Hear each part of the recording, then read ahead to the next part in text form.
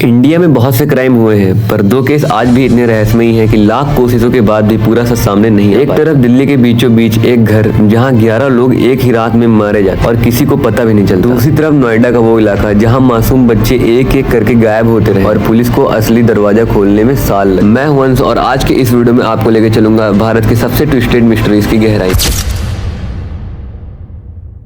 1 जुलाई 2018 की सुबह दिल्ली के बुरारी में एक पड़ोसी ने भाटिया फैमिली के घर का दरवाजा खटखटाया। दरवाजा नहीं खुला तो उन्होंने अंदर झांकने की कोशिश की और फिर जो दिखा वो किसी भी इंसान को जिंदगी भर याद रहता। घर के हॉल में एक ही जगह 11 बॉडीज, सबके हाथ बंधे हुए, आंखों में पट्टियां, मुंह पर कपड़ा, लेकिन किसी के चेहरे पर स्ट्रगल नहीं था। ऐसा लग रहा था मानो हर किसी ने खुद ही ये फैसला लिया हो। और जब इन्वेस्टिगेशन हुई तो घर से मिली 11 डायरीज और 11 की 11 डायरी में ये लिखा था, अगली बार जब रिचुअल करोगे डरना मत, असली दुनिया मिल जाएगी। परिवार का 45 साल का ललित इन नोट्स का गाइड था। क्या वो मेंटली डिस्टर्ब था या किसी इनविजिबल थ्योरी को फॉलो कर रहा था? 11 लोगों ने एक साथ बिना चीखे बिना भागे अपने आप को एक रहस्यमय रिचुअल के हवाले कैसे कर दिया? पुलिस ने इसे शेयर्ड साइकोसिस बताया, मतलब पूरा परिवार एक ही व्यक्ति के मेंटल बिलीफ में फंस गया था। अगर ये सिर्फ एक मेंटल इलनेस थी तो 11 लोगों में से किसी ने इसका विरोध क्यों नहीं किया? बुरारी का सच आज भी आधा खुला है और आधा अंधेरे में डूबा हुआ है। अब चलते हैं नोएडा की तरफ। साल 2005 में निठारी गाँव में बच्चे गायब होना शुरू। हर हफ्ते हर महीने कोई ना कोई बच्चा लापता। पेरेंट्स जाते पुलिस के पास, पुलिस बोलती भाग गया होगा या कहीं घूमने गया होगा। लेकिन असली डरावना सच नाली से। जब नाली साफ करी जा रही थी तब मिली हड्डियां, खोपड़ियां और बच्चों के कपड़ों के टुकड़े। और यहाँ पे शॉक करने वाली बात ये थी कि सबका कनेक्शन एक ही घर से जुड़ता था, हाउस नंबर D5। इस घर में रहता था मोनिंदर सिंह और उसका सर्वेंट सुरिंदर। लेकिन सबसे बड़ी बात ये थी, हत्या करता कौन था?